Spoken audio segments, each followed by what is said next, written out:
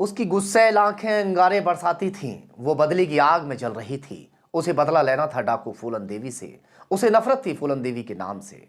उसने एक साथ लाइन में खड़ा करके 15 लोगों को गोलियों से भून डाला। वो उस दिन बेतवा नदी के किनारे बसे मयस्ता गांव में कहर बनकर आई और गांव के तमाम लोगों को मौत की नींद सुला गई। उसने गांव में उनके घरों को आग के हवाले कर दिया। उसने दहकती आंखों से जलाकर सब कुछ स्वाह कर दिया। ये कहानी है बेहद खतरनाक डाकू कुसुमा नाइन की। वो इतनी खतरनाक थी कि लोगों को मौत की नींद सुलाना उसके लिए गुड़िया गुड्डे के खेल जैसा था। वह कत्ल करने के बाद लाश से आंखें तक बाहर निकाल लेती थी। साल 1964 में उत्तर प्रदेश के जालौन जिले में कुसुमा नाइन का जन्म हुआ था। पिता गांव के प्रधान थे तो कुसुमा को बचपन से ही किसी बात की कोई कमी नहीं थी। लाड़ प्यार में पली कुसुमा को 13 साल की उम्र में एक गांव के ही लड़के से प्यार हो जाता है जिसका नाम था माधव मल्लाह। वो उस लड़के के साथ भाग गई थी, लेकिन पिता के दबाव के चलते पुलिस ने दोनों को गिरफ्तार भी कर लिया। कुसुमा को वापस उसके घर पर भेज दिया जाता है और फिर पिता ने उसकी शादी किसी और से करवा दी। यहीं से शुरू होती है कुसुमा की जिंदगी की असल कहानी। कुसुमा की दूसरे लड़के के साथ शादी हो गई। उधर माधव मल्लाह से कुसुमा का प्यार भुलाए नहीं भुलाया जा रहा था।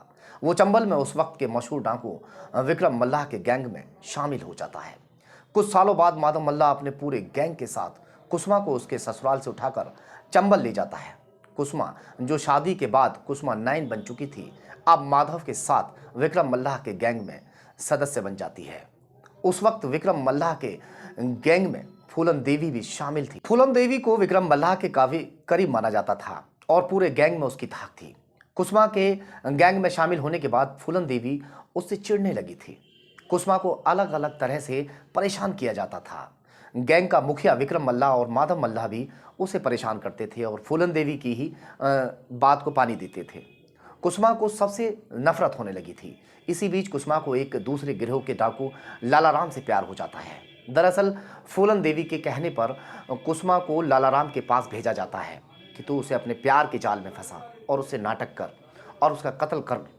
वहीं कुसुमा उससे प्यार का नाटक करते करते सचमुच में लालाराम से प्यार करने लगती है और उसके साथ ही गैंग में शामिल हो जाती है। लालाराम ने कुसुमा को बंदूक चलाना सिखाया और धीरे धीरे हथियार चलाने में वो माहिर होने लगती है। उसके बाद लालाराम के प्यार के चर्चे चारों तरफ फैलने लगे। उसने लालाराम के गैंग में अपनी खास जगह बना ली।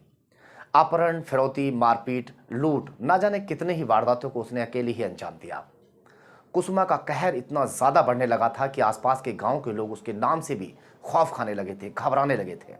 एक बार तो उसने जालौन जिले के एक गांव में जाकर एक महिला और उसके बच्चे को जिंदा ही जला दिया। फिर तो बड़े बड़े डाकू भी उसके नाम से घबराने लगे। कुसुमा को फूलन देवी और विक्रम मल्लाह के खिलाफ नफरत और ज्यादा बढ़ती चली जा रही थी। कुछ समय बाद उसने लालाराम के साथ मिलकर विक्रम मल्लाह और माधव मल्लाह को मुठभेड़ में मरवा दिया। इसके बाद चंबल की बीहड़ में सिर्फ लालाराम और कुसुमा नाइन का साम्राज्य बचा। 1982 में एक साथ 22 ठाकुरों को गोलियों से भूनने के बाद फूलन देवी भी आत्मसमर्पण कर देती है। इसके साथ ही पूरे चंबल में कुसुमा नाइन की राह में एक भी रोड़ा नहीं बचता। हालांकि फूलन देवी और उसके गैंग से उसकी नफरत अभी खत्म नहीं हुई थी। वो इसका बदला लेना चाहती थी।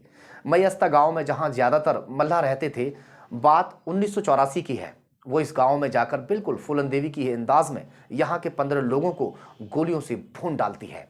कुसुमा नाइन का कहर बढ़ता ही जा रहा था। वो लालाराम से भी ज्यादा ताकतवर हो गई थी और फिर एक दिन गुस्से में वो लालाराम को भी छोड़ देती है। इसके बाद कुसुमा का अगला ठिकाना था फक्कड़ बाबा का गिरोह। फक्कड़ बाबा उन दिनों काफी चर्चा में थे। फक्कड़ बाबा था तो डाकू, लेकिन अध्यात्म में उसकी रुचि थी। वो कत्ल करता था लेकिन साथ ही पूजा पाठ में भी ज्यादा लीन रहता था। कई डाकू फक्कड़ बाबा को अपना गुरु मानते थे। कुसुमा नाइन भी फक्कड़ बाबा के साथ अपनी ताकत बढ़ाने में लग जाती है। यहां से उसका ध्यान भी भक्ति भाव की तरफ बढ़ जाता है। उसका मन भक्ति भाव की तरफ जरूर जा रहा था, लेकिन उसके अपराध के भी दिन पे दिन बढ़ते ही चले जा रहे थे। कहते हैं कि कुसुमा ने अपना खुद का लेटर हेड छपवाया था। वो अपहरण करती थी तो फिरौती की रकम को अपने लेटर हेड पर लिखकर भेजती थी। उसके अपराधों की लिस्ट बढ़ती चली जा रही थी और पुलिस को उसकी तलाश थी। 1995 में कुसुमा ने एक रिटायर्ड एडीजी हरदेव आदर्श शर्मा का अपहरण कर लिया और 50 लाख की फिरौती मांगी। जब कुसुमा को फिरौती की रकम नहीं मिली तो उसने हरदेव आदर्श को गोली मारकर नहर में बहा दिया। इस घटना के बाद पुलिस की वो मोस्ट वांटेड लिस्ट में शामिल हो जाती है और उस पर 35,000 रुपए का इनाम रख दिया जाता है। पुलिस कुसुमा नाइन को गिरफ्तार तो नहीं कर पाई। कुछ समय बाद उसने और फक्कड़ बाबा दोनों ने पुलिस के सामने सरेंडर कर दिया। कहते हैं कि कुसुमा नाइन जेल में भी पूजा पाठ करती रहती है। वो भोले बाबा की भक्त बन गई। जेल में ही उसने राम नाम लिखना सीखा और बाकी कैदियों को भी रामायण की शिक्षा देती है। फक्कड़ बाबा से मिलने के बाद चंबल की खतरनाक डाकू पूरी तरह से अब बदल चुकी है।